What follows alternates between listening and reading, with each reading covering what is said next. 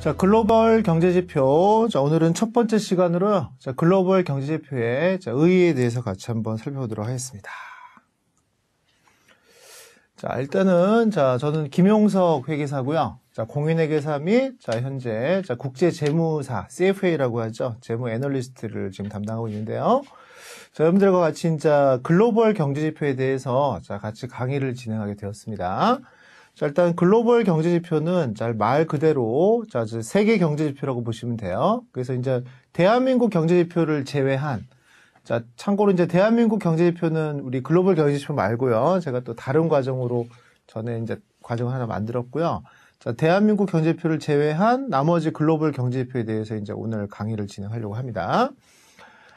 자, 물론 우리가 대한민국에 거주하니까 대한민국의 경제지표가 중요합니다. 중요하지만 사실은 대한민국 경제지표보다도 오히려 미국이라든가 유럽 또는 중국의 경제지표가 우리나라 금융시장에 많은 영향을 준다 이거야. 또 실물시장에도 많은 영향을 준다는 겁니다. 그래서 이 과목의 일단 가장 주안점은 이 글로벌 경제지표가 분명히 대한민국 경제지표보다도 오히려 더 많이 금융시장이나 실물시장에 더 많은 영향력을 줌에도 불구하고 시중에 보시면 글로벌 경제지표와 관련된 구체적인 교재라든가 또는 강의가 많지 않습니다. 그래서 여러분들한테 이 강의를 통해서 글로벌 경제지표라는 게 이런 게 있습니다라고 쫙 한번 소개를 시켜드리고 싶은 거예요. 그래서 글로벌 경제지표는 어떻게 계산이 나오고 또 그걸 우리가 어떻게 해석을 해야 되며 또 그러한 글로벌 경제지표가 공표가 되었을 때 주식시장, 채권시장, 또 외환시장, 요 세 금융시장에서 즉시 금융시장이니까 반응이 빠르겠죠. 어떤 식으로 방향이 되는지를 같이 살펴보면서 그 경제지표를 한번 이해하는 시간을 가져보도록 하겠습니다. 자, 저랑 같이 요 글로벌 경제지표를 한번 쭉 같이 수강을 해보시면요. 이 글로벌 경제지표에 대한 두려움이 좀 없으실 거예요. 왜냐하면 한 번씩 다 자기가 경험해 본 지표니까 다음번에 여러분들이 이 경제신문이라든가 또는 인터넷 기사에서 이러한 글로벌 경제지표 기사가 뜨면 그죠? 그걸 읽게 되면은 여러분들이 이런 의미가 있구나는 걸 쉽게 알 수가 있을 거예요. 그래서 그게 또 저 강의의 목적이라는 것이죠. 여러분들이 일단 제 바람은 이 강의를 통해서 글로벌 경제지표가 어떤 종류가 있고 또 어떻게 계산이 나오고 또 그 경제지표를 우리는 어떻게 해석을 해야 될 거며 또 시장에 어떤 영향을 주는지를 잘 이해를 해 놓으시면 여러분들 실무적으로 여러분들 이 기업에서 사용하는 실무적으로 접근했을 때 많은 도움을 주리라 믿습니다. 자, 그래서 그 의의를 다시 한번 설명드리면요. 자, 이 국내 지표는 제외하고 강의를 하는 겁니다. 대한민국 지표를 제외한, 미국, 제일 중요하죠. 그래서 일단 미국 경제 지표를 위주로 좀 정리할 겁니다. 자, 미국 경제 지표가 위력도 제일 크고요. 또 실제로 경제 지표가 책에도 제일 잘 잡혀 있기 때문에 대부분의 경제 지표는 미국 위주로 설명을 드릴 것이고요. 그 다음에 요즘에 또 각광을 받는 경제국이 유럽이죠, 유럽. 유로존의 또 경제 현황이 우리나라 금융시장에 영향을 주기 때문에 유럽 경제 지표도 무시할 수가 없죠. 그 다음에 중국. 자, 중국은 바로 우리나라가 중국 옆에 지금, 그죠? 같이, 커가고 있기 때문에 중국의 성장이 어떻게 되느냐가 우리나라 또 기업이나 금융시장에 영향을 주기 때문에요. 여기도 매우 중요한 것이고요. 그 다음에 1번입니다. 자, 1번은 상대적으로 보면 그 중요성이 조금은 감소하고 있는 추세입니다만, 그래도 어쨌든 전통적으로는 가장 중요한 경제 대국이니까, 그죠? 그 경제지표를 같이 살펴보도록 하고요. 자, 이런 네 가지 나라의 주요 경제지표를 우리가 선별해서요, 이 기본적인 지식, 경제적인 의미, 그다음에 그래프 분석을 통해서 그 글로벌 경제의 현황 및 전망을 제고를 하고요. 자, 특히 이러한 글로벌 경제 지표가 채권 시장, 주식 시장, 외환 시장에 어떤 영향을 주는지도 같이 분석을 해드리면서 경제 지표 의미를 다시 한번 갖도록 하겠습니다. 자, 그럼 저희가 살펴볼 그 글로벌 경제 지표는요. 자, 미국 경제 지표를 중심으로 볼 텐데요. 자, 미국 경제 지표 28개를 선정했습니다. 자, 물론 그거 말고도 더 많은 경제 지표가 많습니다만 실제로 우리 시장에서 또는 여러분들이 기업을 함에 있어서 중요한 지표는 한 28개 정도 되기 때문에 이 선정해드린 28개 지표를 잘 이해를 해주시고요. 그 다음에 유럽 경제지표는 12개로 선별을 했습니다. 자, 특히 유로존이라고 아시죠? 유로존 전체를 포괄하는 경제지표가 있고요. 자, 유로존의 가장 핵심 국가가 독일입니다. 그래서 독일에 대한 경제지표, 그 다음에 유럽연합에는 가입이 되었습니다만 아직 그 유로 화폐를 쓰지 않는, 다시 말하면 유로존에 아직 들어오지 않은 대표적인 강대국이 영국입니다. 영국은 유로를 쓰지 않고 아직은 파운드를 사용하고 있죠. 그럼 그 영국의 또 경제지표도 중요하기 때문에 같이 살펴볼 것입니다. 자, 그 다음에 중국의 경제지표는 5개를 위주로 해서 살펴볼 것이고요.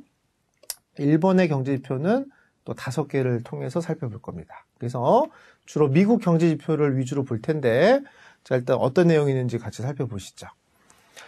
자, 일단 그 구체적인 내용을 보기 전에, 자, 우리가 왜 경제지표가 좋은지를 다시 한번 여러분들한테 강조해드리기 위해서, 자, 우리 신문 기사 하나를 통해서 한번 살펴보도록 하겠습니다. 자, 예시 자료인데요. 자, 미국 10월 ISM 제조업 지수가 51.7이 돼서 5개월 만에 최고가 됐다. 자, 조선비즈, 자, 2012년도 11월 1일, 자, 손희동 기자님이 쓰신 기사인데요. 자, 미국의 제조업의 회복세가 두드러지고 있다. 1일 현재 시각 미 공급관리자협회 ISM의 10월 제조업 지수는 51.7로 전달 51.5에 비해서 소폭 상승하였다. 이는 마켓워치의 전문가 추정치 50.0보다도 높은 수준이다 해서 계속 나온 기사였는데요. 자, 이게 이제 여러분들이 이 말만 보면은 그잖아요. 그 ISM이 도대체 뭔지, 또 ISM 제조업 지수가 51.7이 왜 좋은 것인지 이걸 여러분들이 지금 모른다는 것이에요. 그럼 이제 저희 강의를 듣고 나면은 알 수 있기를 제가 원하는 겁니다. 그래서 ISM 제조업 지수는 미국의 경제 지표 중에 가장 중요한 지표 베스트 3 중에 하나입니다. 그래서 그 제조업 지수가 50을 넘으면 굉장히 긍정적인 걸로 보는 거고요. 50 밑으로 가면은 부정적인 상황을 보는데 50을 넘었기 때문에 긍정적으로 보는 것이고, 그러면 50이라는 숫자는 도대체 어떻게 계산이 나왔는지, 또 그건 어떻게 조사를 하는지 그 지표가 나오는 과정들을 같이 볼 것이고요.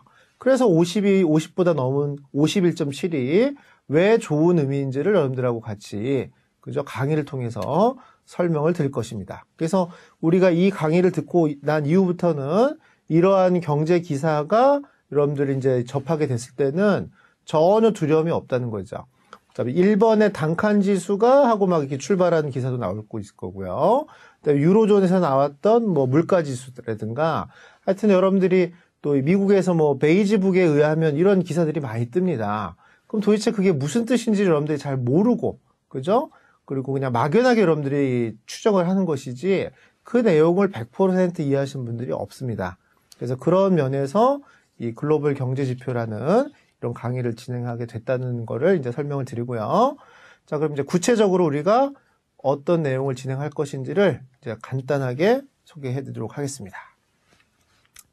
자, 일단 미국 경제 지표를 위주로 본다고 설명드렸는데요. 일단 미국 경제 지표는 워낙 많기 때문에 7가지 카테고리로 제가 좀 구별을 해놨습니다.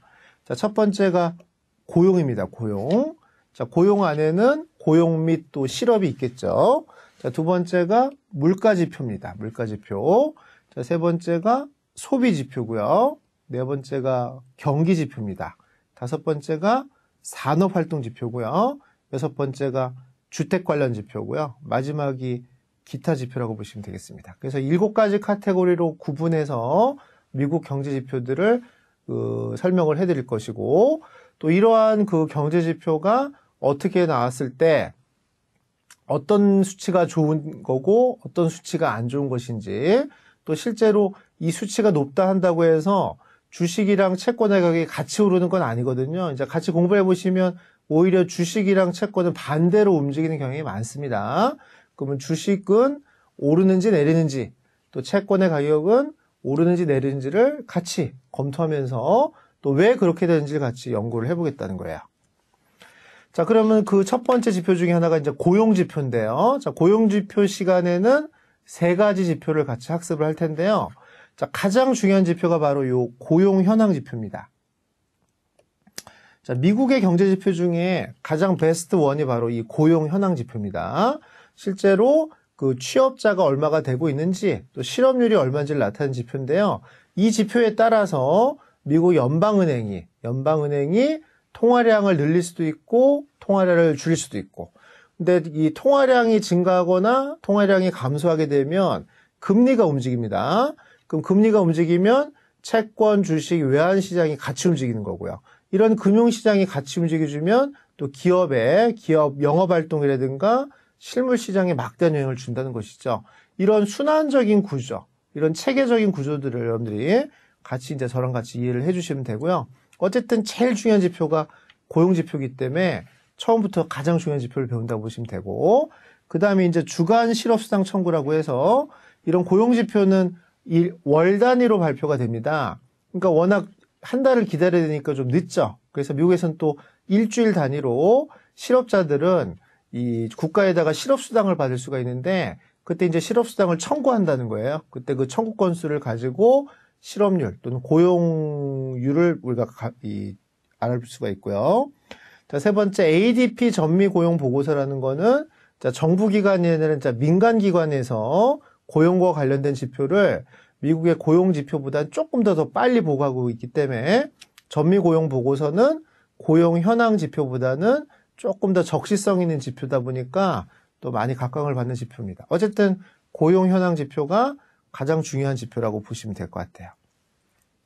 자, 이에 반해서 이제 물가 관련 지표는요, 자, 인플레이션을 반영하는 지표를 찾고 싶은 겁니다. 그게 세 가지인데, 소비자 물가지수, 생산자 물가지수, 고용비용지수, 이 세 가지가 있습니다만, 실제로 우리가 인플레이션을 반영하는 대표적인 지표로는 소비자 물가지수, 자, 줄여서 CPI라고 하죠. CPI. 뭐의 약자예요? Consumer Price Index라고 해서 말 그대로 소비자들이 사용하고 있는 품목이 있겠죠? 그 품목들의 물가지수를 산정하는 걸 나타낸 겁니다. 그럼 소비자 물가지수가 올랐다는 거는 결국 인플레이션이 발생했다는 것이고, 그 인플레이션이 발생했다면 또 시중금리에 영향을 줄 것이고, 그 시중금리에 영향을 주는 부분이 주식, 채권, 이 외환, 또 실물시장에 어떤 연관성이 있는지를 같이 살펴보겠다는 거예요. 자, 그 다음에 이제 소비 쪽입니다. 자, 소비를 하려면 일단 소득이 있어야 되니까, 자, 개인 소득부터 먼저 측정을 하고요. 그에 따라서 개인이 얼만큼 쓰고 있는지, 개인 지출, 이 두 가지가 이제 동시에 나오는 지표이기 때문에 같이 살펴볼 거고요. 그 다음에 이제 백화점 같은 이 회사들이 소매 판매라고 해서 얼만큼 소매 판매가 잘 팔리고 있는지를 나타내는 또 지표가 있습니다. 이걸 통해서 미국 소비 성향을 파악을 할 것이고요. 특히 미국 경제 지표 중에 또 소비가 중요한 이유 중에 하나가 다른 나라보다도 소비 성향이 좀 높은 나라예요. 다시 말하면 소비가 경제를 끌고 가는 나라다 보니까 미국에서 소비 성향이 좀 감소하게 되면 경제에 또 아주 큰 타격을 주는 것이고요. 고용 지표가 중요한 이유 중에 하나가 이 소비 때문에 그렇다는 거죠. 자, 이 고용이 감소하게 되면 결국 실업자들이 생기는 것이고요. 그럼 개인 소득이 감소하니까 그만큼 개인의 소비가 감소하게 되면 미국 경제가 잘 흘러갈 수가 없다는 겁니다. 그래서 이 고용이 중요한 이유는 이 소비가 중요하기 때문인 거예요, 사실은. 자, 다섯 번째는 경기라고 하죠, 경기 사이클. 그래서 경기 사이클에 대해서 먼저 좀 학습을 하시고, 이 미국 경기가 지금 수축기에 있는지 또는 확장기에 있는지를 우리가 판단하는 지표들이 있다는 겁니다. 자, 첫 번째가 경기 선행지수인데요. 자, 경기 선행지수는 말 그대로 경기보다는 조금 앞서서 나타나는 지표들이 있습니다. 그런 지표들을 모아서 종합적으로 나타내는 지수를 경기 선행지수라고 하고요. 자, 그 다음에 소비자 신뢰지수라는 게 있고요. 소비자 심리지수라는 게 있습니다. 그래서 소비자 신뢰지수랑 소비자 심리지수는 각각 계산법이 좀 다르고요. 또 조사 대상이 좀 다릅니다. 그럼 이러한 지수들은 어떤 대상으로 어떤 식으로 산정이 됐는지를 같이 살펴보면서 이 지수의 또 지표가 얼마 정도가 나와야 경기가 좋다는 걸 암시하는 건지, 자, 그걸 같이 살펴보는 시간을 가질 겁니다.